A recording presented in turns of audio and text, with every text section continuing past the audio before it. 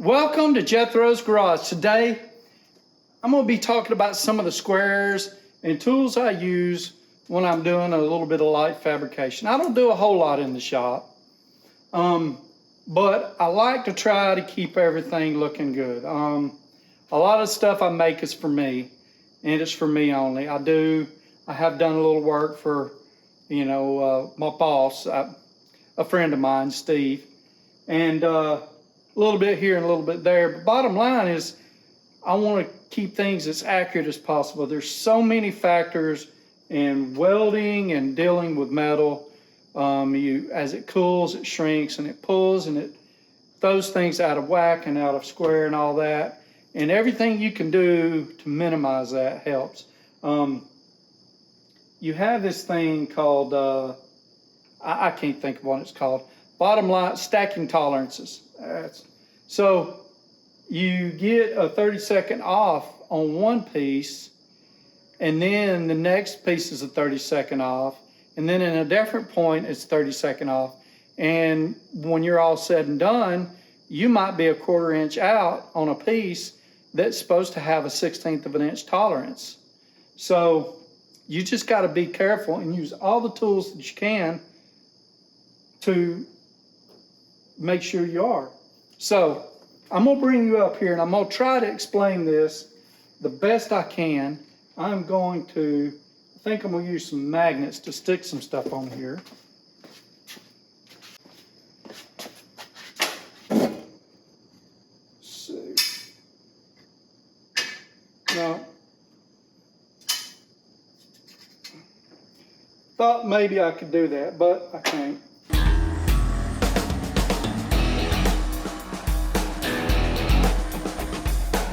So the first thing I want to do is show you the problem I was having.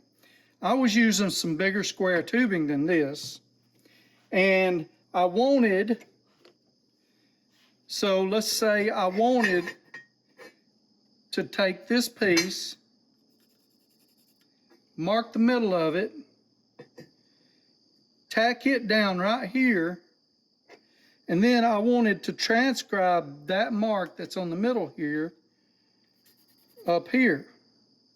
Well, all I had was stuff like this.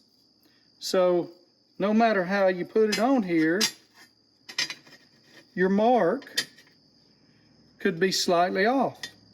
So I could line it up here, but because this was higher than this, I might get a bad mark. Chances are it would have been pretty close, but I wanted to be more accurate than that.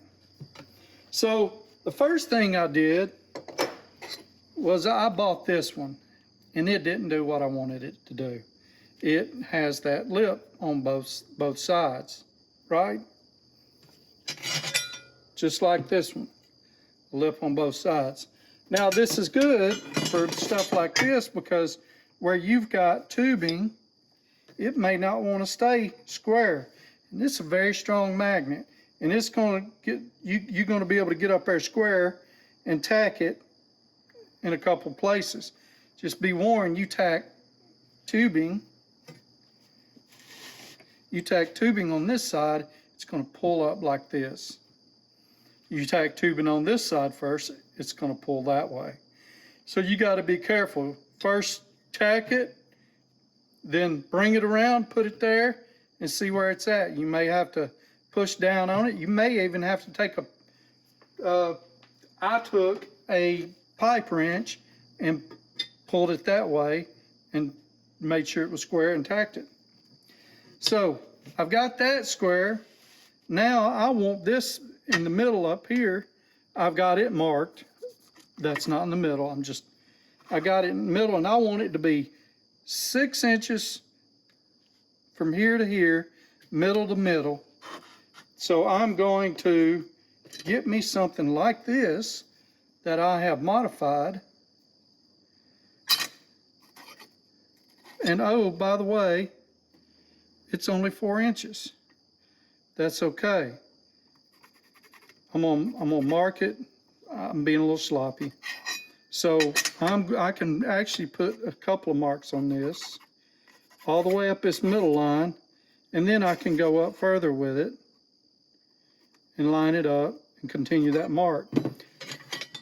Or I could buy me a 6-inch one that can do the same. Or there's this one that I cut off. So it is 7 inches. So I really don't have the room for it. But I think you get my drift. So what have I done here? This is my regular Swanson. Let me back you up just a little bit. This is my regular Swanson speed square, okay? Then I took this Empire and I modified it. All I did was grind it off. I started by trying to use my lathe and use it as a mill, but it's just not, it's not rigid enough. It sucks as a mill. It's a Craftsman Atlas lathe, y'all have seen it. Then I bought this one and I modded it too, and it didn't, I mean, I did mess up the surface there a little bit, but it doesn't mess it up for being square. I also got me some smaller squares. So this is a 8-inch by 12-inch square. This Swanson doesn't really fit in it all that well either because of that. Now it's good to use, but you know. And then I went ahead and bought me a regular speed square, didn't modify it. And I've got this one. This one's only 2.5 inches, a little over 2.5 inches by 4 inches. But still, it's thick enough, and I can get good enough purchase on it to think that I'm making decent lines, decently straight lines. There's other tricks to this, but this is the gist of it. Let me back y'all up a little bit. So I hope that was kind of clear. I'm not sure it was to me. This is just a few of the tools I use. I've got clamps to fabricate. I've got clamps. I've got just all kinds of stuff. I got 2 nice tables over there that I've, bought from a manufacturing plant. They had machinery set up on it and all that, and I'm converting them so I can weld to that jig table, and I can weld things in place, make sure they're right. And then, so the whole goal of this was, once I got this here and this here, I knew I could figure out what my legs had to be, because I had pretty much an A-frame right here. And if I can, I'll take and throw in a short piece of video to show you what I was doing. And I'm hoping I can finish that video at some point. I finished the piece, but I didn't take any video of the finished deal. I've got a little bitty short of him using it, but it was a cultipacker. Look it up.